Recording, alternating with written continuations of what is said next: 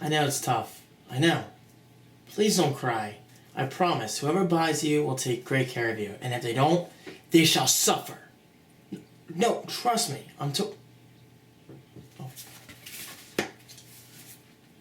Just talking to my iPad 2 there because I will be selling it within 1 to 3 weeks. Hello guys, how are you? Franco here from TechSocial.com. This video is all about the iPad 3. For those of you not aware, the iPad 3 announcement is coming up this Wednesday, March 7th. Is it March 7th? Yeah, March 7th. I'm just looking at my notes here. And you guys know me, I'm an Apple freak, so I am very, very excited. There's really no way Apple can disappoint me unless they leave out number 1, which I'm going to go over in a minute, because I love my iPad 2. Honestly, my iPad 1 was great. I loved it. It was a brand new device, nothing like it besides the iPhone and iPod Touch, but totally different device, obviously, in terms of usability and apps. But the iPad 2, in my opinion, was so much better than the iPad 1 for several reasons. So the iPad 3 can only succeed on that. And you guys know me, I love Apple, I have great faith in them, and they're very smart in terms of rolling out features, timely updates, and all that stuff. So without further ado, let's go over my top iPad 3 expectations. Number 1, yes, is the Retina display. Now, first of all, I say Retina because we're used to the iPhone, the iPhone and the iPod Touch Retina display, which looks amazing. Obviously, the iPhone 4 and 4S looks better than the iPod Touch does, but I don't know if we should use the term Retina display because to get Retina display on a display this size, 9.7 inches, and to the point where the human retina, hence the term Retina display, cannot recognize the detail. You guys know what I mean by that. My point is I either want a Retina display or just a higher res display in general. Because let's face it guys, 1024 by 768 isn't that great, especially when you have an iPhone 4S like I do. This display is downright beautiful, awesome resolution. But here, don't get me wrong, I mean it doesn't look bad, but it certainly could look much better. Number 2, better cameras. Come on now. Apple, you know I love you, but please give us better cameras, and it's not even to the point where I have to beg because it's pretty much a given. Anything better than the current cameras is a godsend. I mean, honestly, I don't use my iPad's cameras that often. I use my iPhone camera practically every day for Instagram. But if we do get a high-res display, a front-facing camera with a higher resolution is practically required because this current camera on a high-res display will look like crap. Alright, moving on to number 3, and that is faster specs. If this doesn't come true, I will quit YouTube. That's how sure I am. That is how positive I am. Whether it's a modified A5 chip or the A6 chip, I honestly don't see us getting an A6 yet. For some reason, it feels like it's too soon. I think we'll just get a modified and faster A5 and more RAM and overall just better specs. And guys, come on, let's face it, it's pretty much a given. And again, if that doesn't happen, I will be totally shocked. Faster specs, good. You guys get the point. I know this is pretty boring stuff. It's stuff we should expect. But the next one might be obvious to some people, but it's kind of obvious to me. Expect the same battery life. From the iPad 1 to the iPad 2, we got the same battery life, which is always a good thing. I'd rather have the same battery life than lose any battery life whatsoever. And honestly, the battery life on this thing kicks ass. I mean, this thing has a month of standby time. I obviously use it a lot more than that for it to just sit by for 30 days straight without use. I actually do use this thing every day. But my point is, anything faster usually requires more battery life to sustain its performance.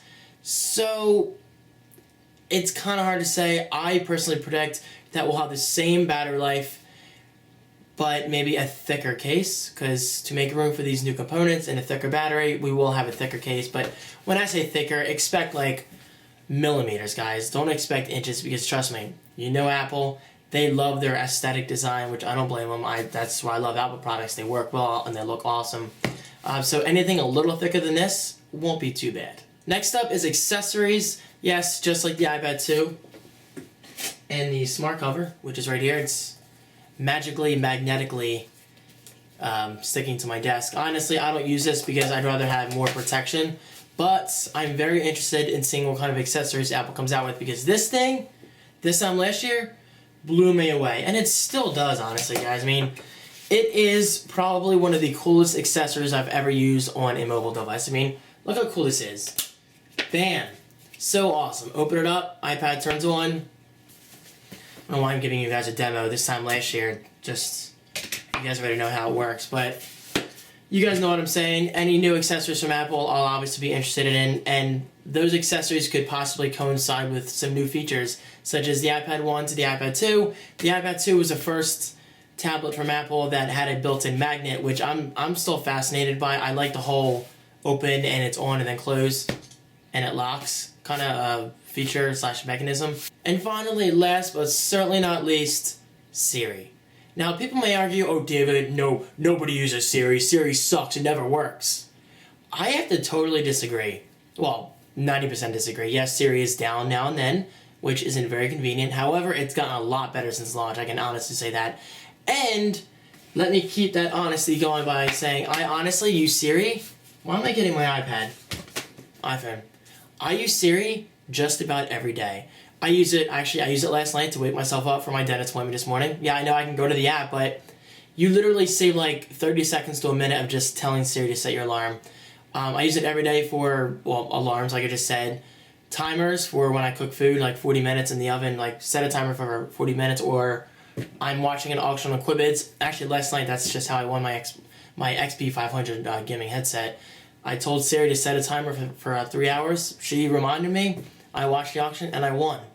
So, Siri definitely helped me with that. And I even use it for weather. Watch this. Is it raining today? Yeah, I know, I can just look outside. But yes, it's likely to rain today. And it is raining today.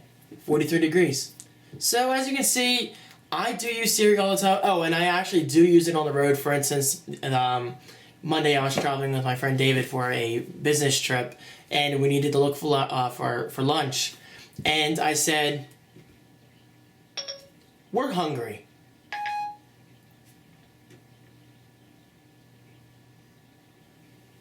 I found 14 restaurants. 13 of them are fairly close to you. So it found Pat's, and then I said, where is the closest Best Buy? And it told me. So it really is a great feature. I just want to say this, and I'm not trying to sound like a jerk when I say this, but just because you don't use Siri, that doesn't mean other people don't use Siri. I've seen people say, oh, nobody uses FaceTime. But I have seen people use FaceTime. I mean, I actually just saw, well, David again. He's a great example. He was visiting, and he called his family back home in Florida and had a nice little FaceTime call with his daughter. I mean, FaceTime is awesome technology, and just because you don't use it, that doesn't mean everybody else doesn't use it. That's just my mini rant for the day. I just don't like people making assumptions, but it bothers me. What can I say? But anyway, I personally do use Siri all the time, and basically having Siri on the iPad would be awesome, because honestly, there have been times where I just want to hold this home button and use Siri on my iPad. Like if I'm downstairs, my phone's upstairs. And oh, by the way,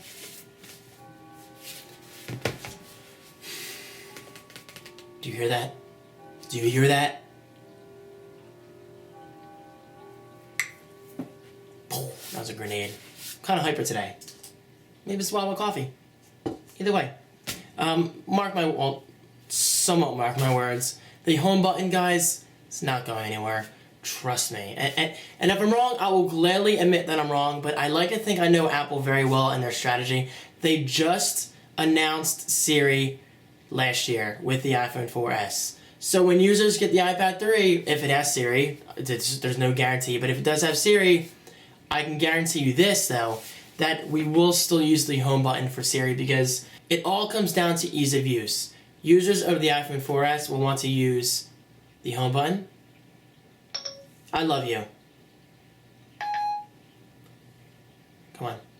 I am only here to serve you. Oh, Siri, you know we're closer than that.